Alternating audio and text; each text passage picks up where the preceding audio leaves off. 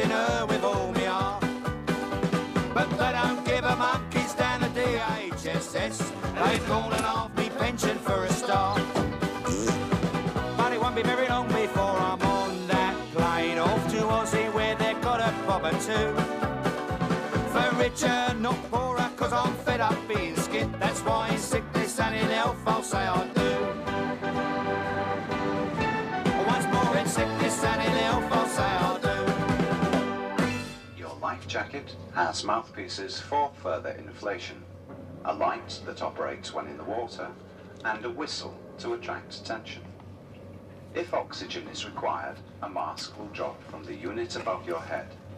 One extra mask in each row also drops out. Remain in your seat. You'll be all right. I got this. I got my St. Christopher too. You'll be all right. I'm sure he knows what plane we're on. My brother knows. You wrote and told him. But he knows too. I prayed to him every night since we got the tickets.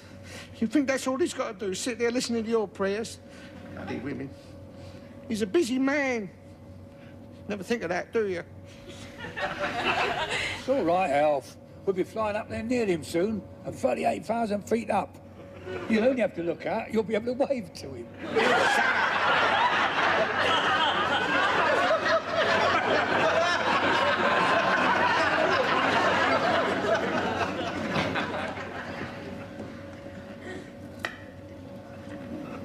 How'd you do him?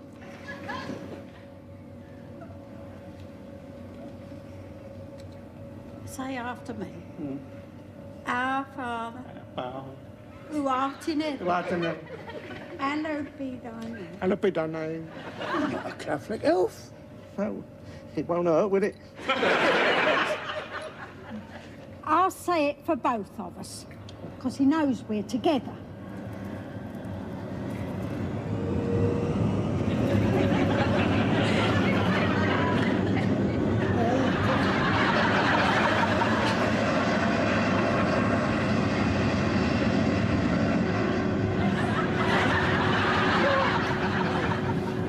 Up in the air. What's that? The wheels have fallen off. I'm Not funny, is it?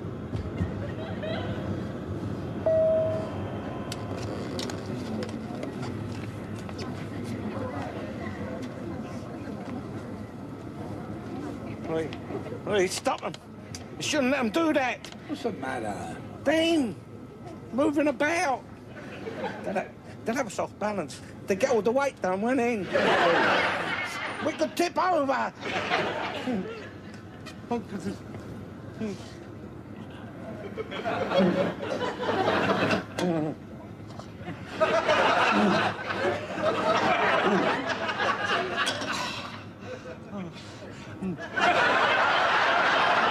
I'm choking.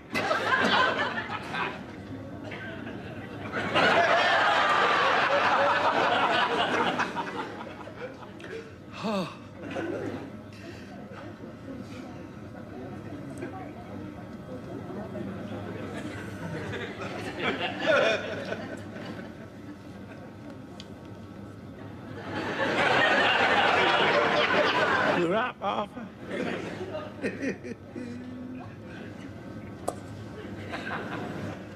Clouds.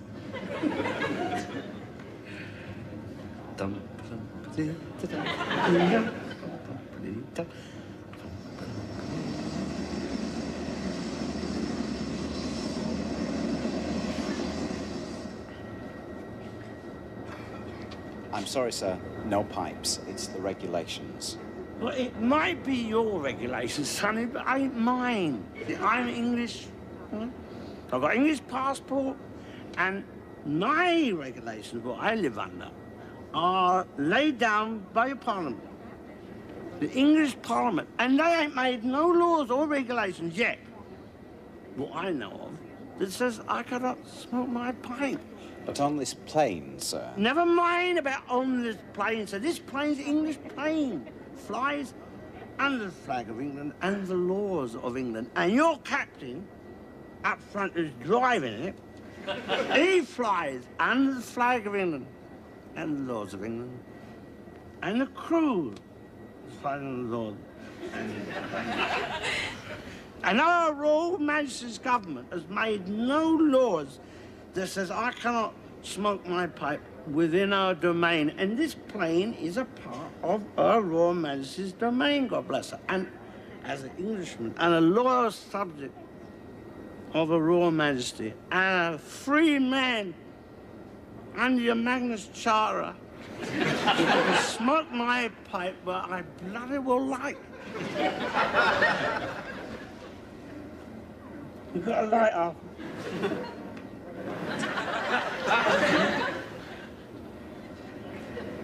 Wait, bring us a box of matches. Go on.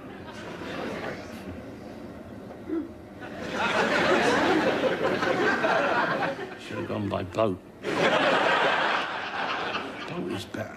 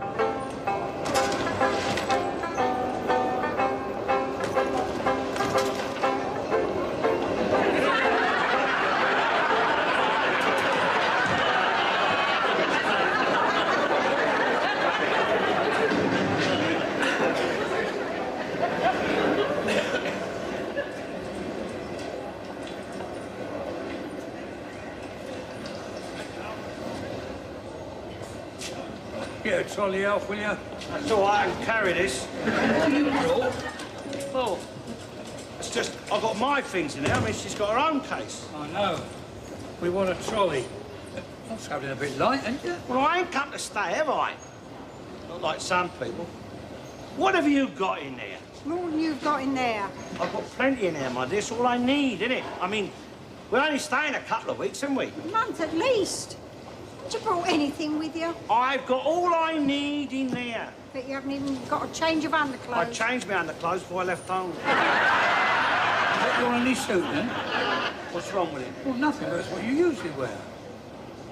Well, it's a good suit, Arthur. And you got a Sunday best. This is my Sunday best. That is genuine herringbone, that is. You couldn't buy a suit like that these days. Who'd want to? He doesn't buy any clothes. Not made of money, am I? Stingy you are. I asked him to treat me to a new dress to come out here in. He nearly had a heart attack. Told me to search through his dear departed's old clothes, see if I could find something might fit. If I did, I said it wouldn't be new, because I never saw that poor creature in a new dress. Did. She had a new dress. I bought her a new dress. I did. She wore it everywhere. Everybody saw her in it. Anyway, blimey, it's only Australia. I mean, who are we going to meet so special?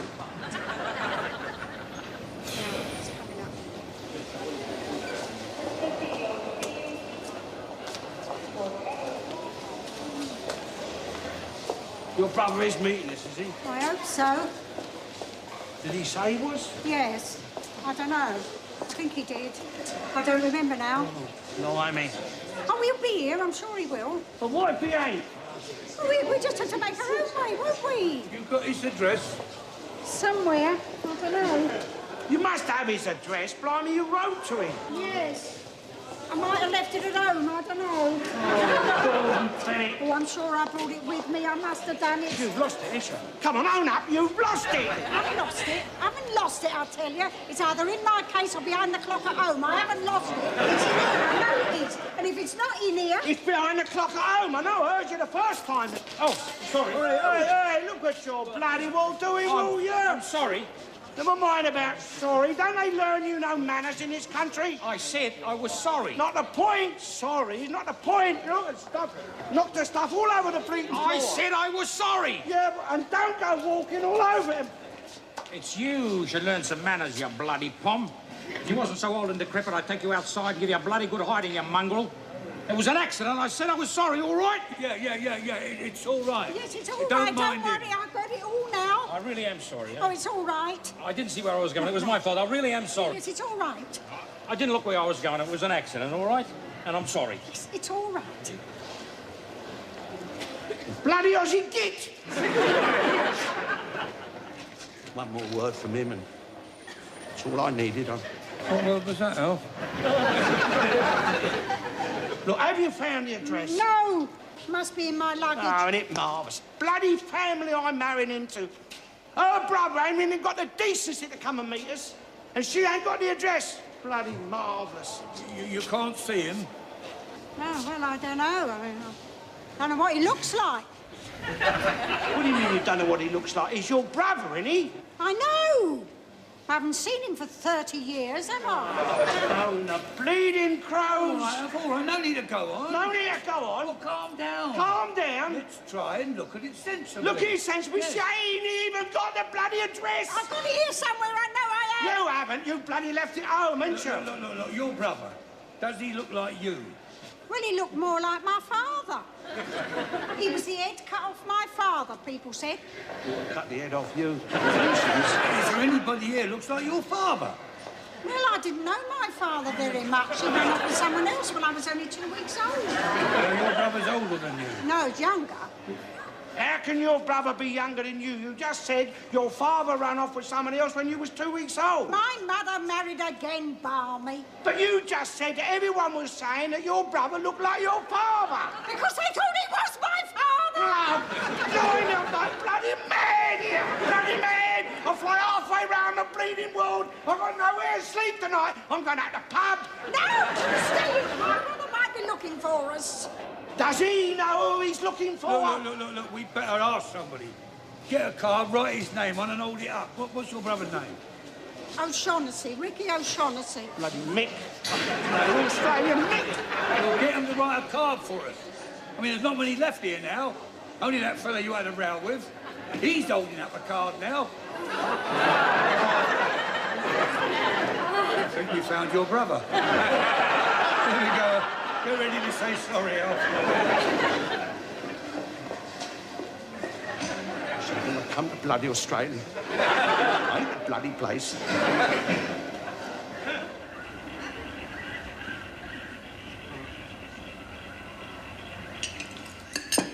This your first time in Australia? It's the first time anywhere, isn't it, Alf? No.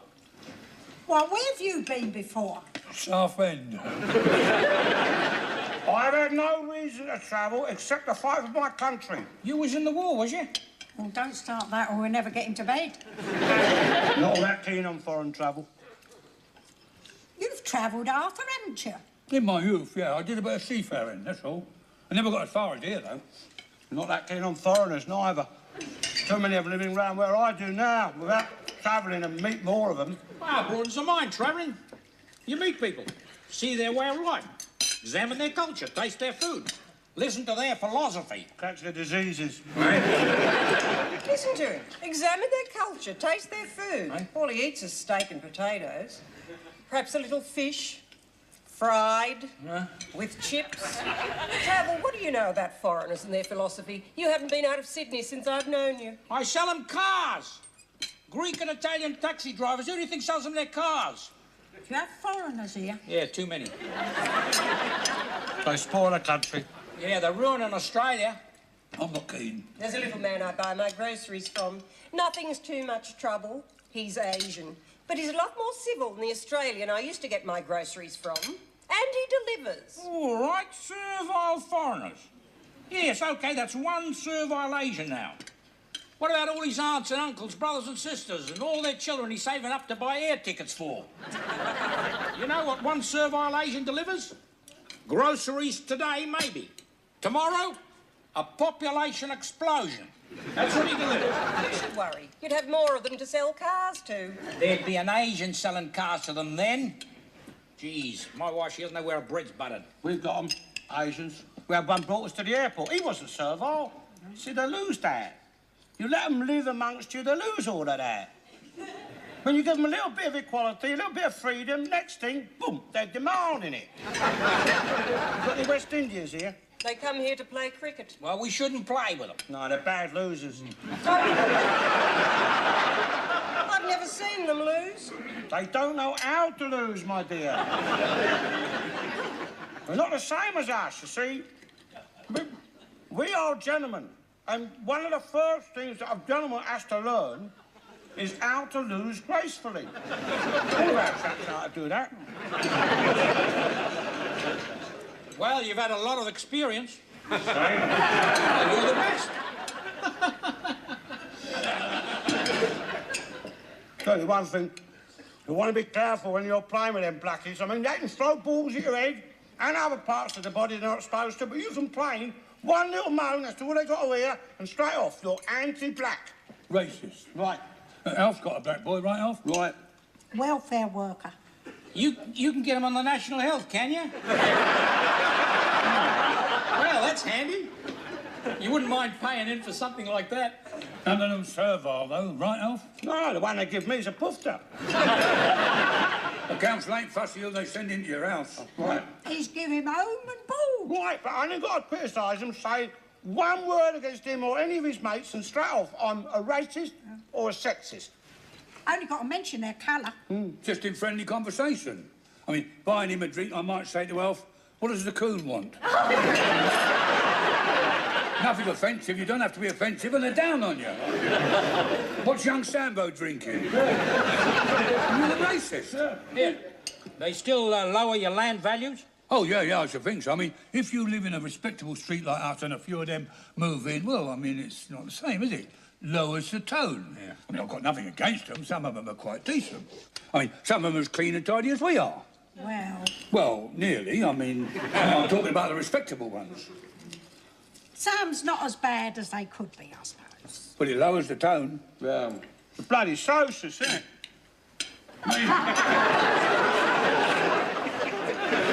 I mean, see, when they first imported them over, that was to run our buses, our trains, empty our bedpans in hospitals, sweep the streets, you know, generally make themselves useful. Of course, socialists, they can't leave one alone. Now they want to start treating them as like us, as if they was equals. Next thing, the bloody rot sets in. They're not happy emptying bedpans, so make them all doctors. I wouldn't like one to examine me. They've got them in your bloody parliament now. You see, that's what your one Asian who delivers does. We've got Asians, right, Alf? Oh, blimey. Every corner shop, mate. You want to buy half ounce of tobacco these days, you've got to learn a foreign language. Don't they speak English? Well, of a kind. Urdu. Urdu? Oh, I see what you mean. Urdu. Who does? It's their lingo, it's a language. Not a language, half. I mean, no, they've got sounds for things. Yeah, they've got sounds for food or sounds for drink. It's not a language. I mean, dog bark's not a language, is it? This house that you can get cheap, is it because you've got a blackie living in it? Yeah. No. I don't know. No, it's because we've got a bloody loony Labour left council that don't know the value of property, that's why. I'm a businessman, Alf. I sell cars. Nobody sells more cars than I do, except... Almost everyone else. I shift a lot of cars. You don't shift as many as Mooney. I shift more cars than Mooney can. Then why does Mooney live in a bigger house than we do? Oh, jeez. And why does Mooney's wife have a fur coat and I don't? You don't understand. She don't understand. Who needs a fur coat? It's too hot for a fur coat. It's nice to carry a fur coat. Like Mooney's wife carries a fur coat. You don't understand what I'm saying.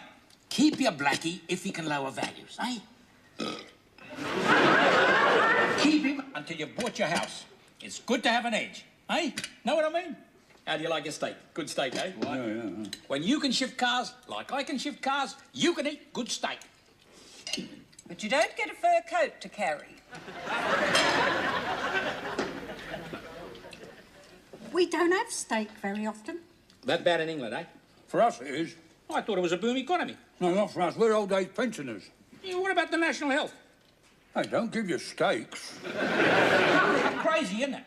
They'll give you a black boy, but they won't give you a steak.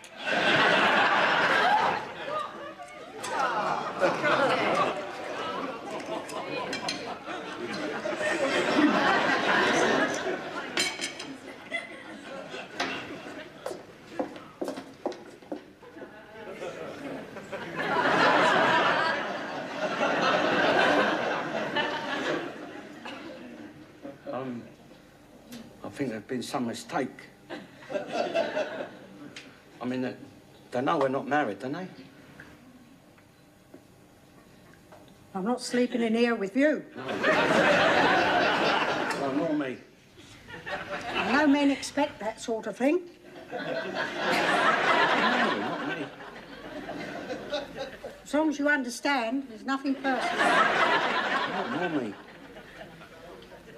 Perhaps after we're married. No.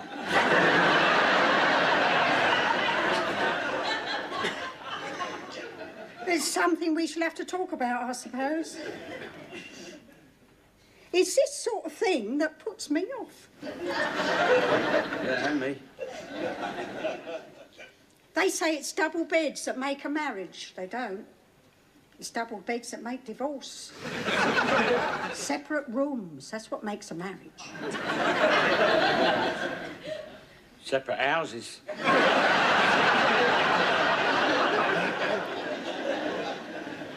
Marriage makes you live too close. It puts you off people. Puts you off husbands. And wives. Well, I don't know where you're going to sleep, but you can't sleep in here. No, well, I don't want to. Well, let's get one thing straight, Mr. Garnett. I don't mind marrying you, but that's as far as it goes. It's nothing personal. Well, I don't want to go any further. Well, it's too much sex in the world as it is, if you ask me. The newspapers are full of it, the television. Yeah, well, they should ban it off your television and the newspapers. Oh, it's not just the television and the newspapers, it's everywhere you turn. Even in your own home, if you're not watchful. I don't understand the fascination. My last husband wasn't allowed it.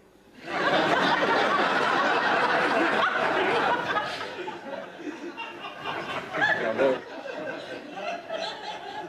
me and my late wife, God rest her soul, we wasn't always at it.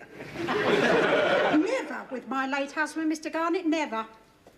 At least I taught him some discipline, if I never taught him anything else.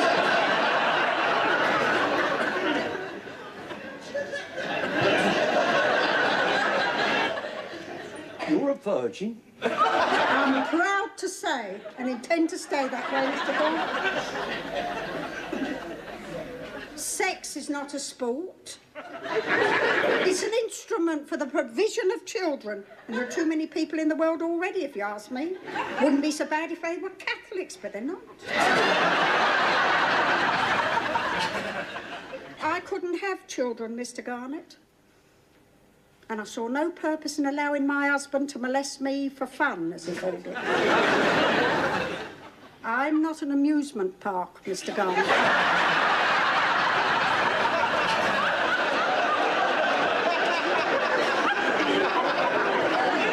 No. As you know, I'm not one to criticise the Lord and the mysterious ways he chooses to work in. He makes mistakes. Yeah, well, he's a busy man, isn't he? I see his mistakes around me every day. Sex, I'm afraid, is one of them. I'm sure a man of his divine wisdom and superior spiritual calling could have found a more dignified way of providing the world with whatever children it needed. Making it pleasurable to certain taste was his first mistake. And allowing it to become habit for him was another.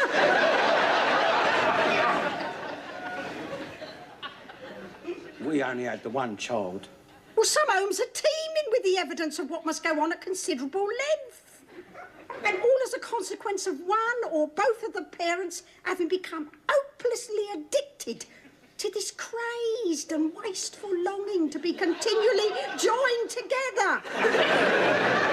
Or they're overcrowding our cities with this mindless habit, creating a need for more and more houses, which nobody has the time to build. I mean, you can't get a seat on a bus or a train because of them, and their armies of mass-produced issue, who will present us with ever more hungry mouths to feed, and ever more even hungrier passions, until we sink into the seas under the weight of them.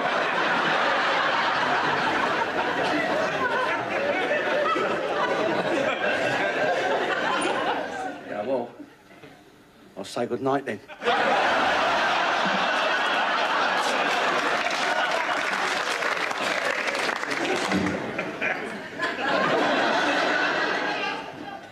Oh, Lord.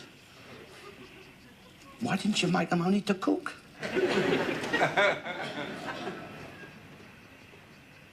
Hello? Hello? Hello? Hello? What do you want? My mate. Who? My mate Harper. He's in the end room up there on the left. Which one? The only one. Oh. What is it, dear? It's Alf. He's looking for his friend. Hello? Harper. Can't it wait till morning? Hello, Harper.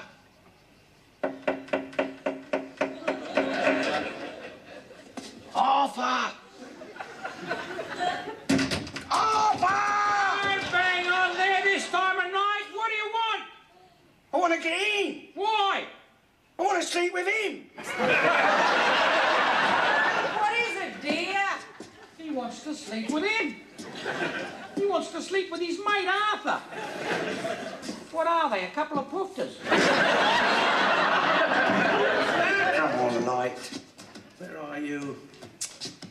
Oh, they put the bloody switch in this country. Come on, bloody Light, where are you? Bloody hell. Oh, Christ. Who put that bloody step there?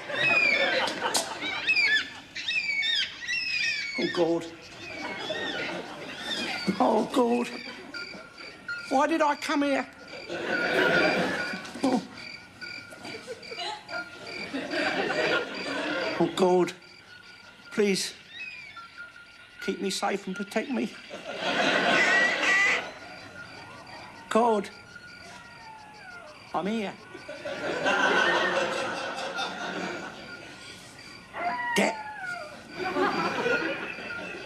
I'm down under, in Australia.